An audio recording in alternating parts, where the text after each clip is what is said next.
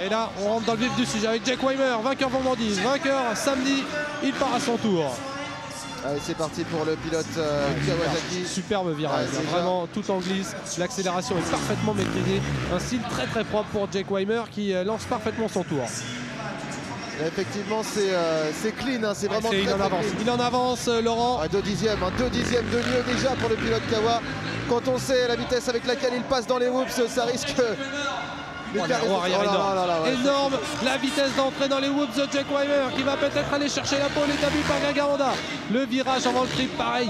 C'est impressionnant ce style tout en finesse, tout en propreté de Jake Weimer qui a bien négocié le fer à cheval. Allez, peut-être la pole pour Jake dans quelques instants.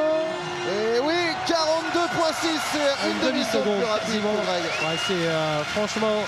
Grosse perf de Jake Weimer, parce que quand on connaît la pointe de vitesse sur un tour de Greg Aranda, lui coller une demi-seconde sur un circuit aussi court que celui de Bercy, c'est assez énorme ce que vient de réaliser Jake Weimer, mais il n'est pas encore assuré de signer la Super Pole. Pourquoi, Laurent? Parce qu'il y a Eli Tomac qui va s'élancer dans quelques secondes et que Tomac, il a un nouvel enchaînement que seul lui fait tout au fond du circuit et ça va sûrement faire la différence, Anthony. Ouais, on va le voir cet enchaînement. C'est ici même avant d'entrer les coursives. Regardez, là il saute sur le plat comme Weimer, mais c'est ensuite. Regardez, là, il l'a pas fait. Ouais, il l'a pas fait cette fois. C'est pourtant à ce moment-là qu'il fallait le faire. Oh là là.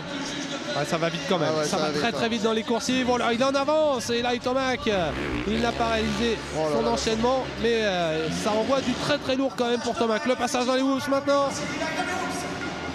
Ah bah là, il n'y a aucun souci. Eli Tomac qui a été encore plus rapide. Ça va être serré entre Tomac et Weimer.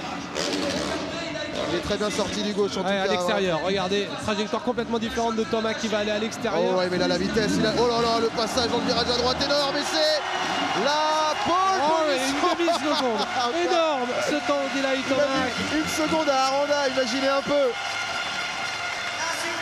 Et vraiment la différence, on parle des whoops entre les pilotes américains et les pilotes français, mais que dire de la vitesse de passage dans les virages. Gargaranda, il avait été impressionnant dans ce fer à cheval, hein. C'est vraiment là que toute la différence s'est faite.